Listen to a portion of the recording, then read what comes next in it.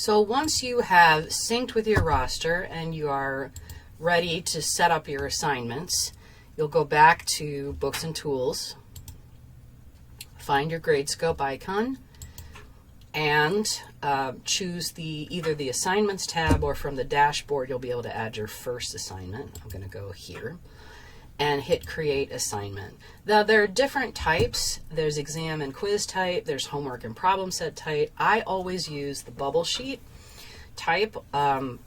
If you want to learn more about the other types of assignments, I do recommend that you go to the ID Gradescope training. They'll give you a sense of how those work. So choosing bubble sheet and then hitting in this bottom corner next, I've got to give this a name. So I'm going to call it Chem 110 Pretend Exam, because this is my course from last semester. Enabling anonymous grading is if you have, say, recitation or a group of instructors and you want to have them each grade, say, one question on an exam for everybody, and then you have anonymous grading of students so they don't know whose paper they're grading. That works. And if you want to have students upload submissions, which doesn't make any sense for my multiple choice exam, that's another option. But I just go with the default settings. So that takes me to the answer key, and I typically have 3-point questions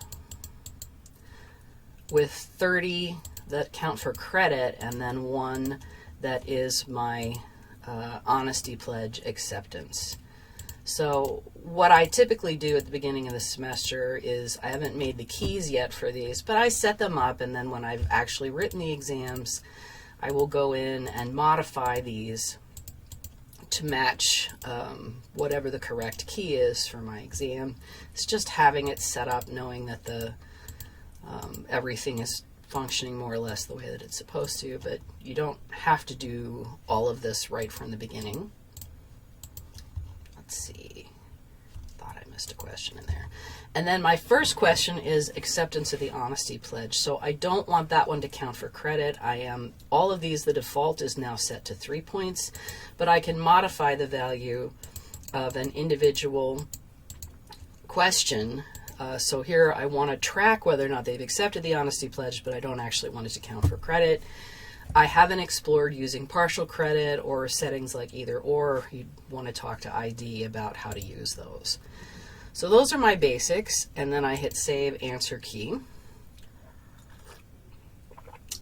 It brings me to the next page, Managing Scans, which I'll get to in a separate video, how once you've created the exam and administered it to the students and collected their papers, what do you do next? But I want to go back here and note that if you have multiple test versions, which I do in a large class, you can add a second version. And in fact, you need to use a template for this, which is linked right here in setting up the answer key. This is your 200 question template, and there's A, B, C, D, E. You can have up to 5 different versions that you can add, and you don't have to add them all in the beginning. I sometimes have added just one and then added a second one later. It is 2 pages going up to 200 questions. I find I never need that many. And it will work if you just use the first page. So you don't have to double side copy the whole template. The first page will work. Just a single copy, it's able to parse that. So you set up as many versions as you need. You download this PDF template, copy it, and have it ready to go out to your students. And that's basically all you need to get started using this technology. And my next video will be on how to process, basically grade the multiple choice exams.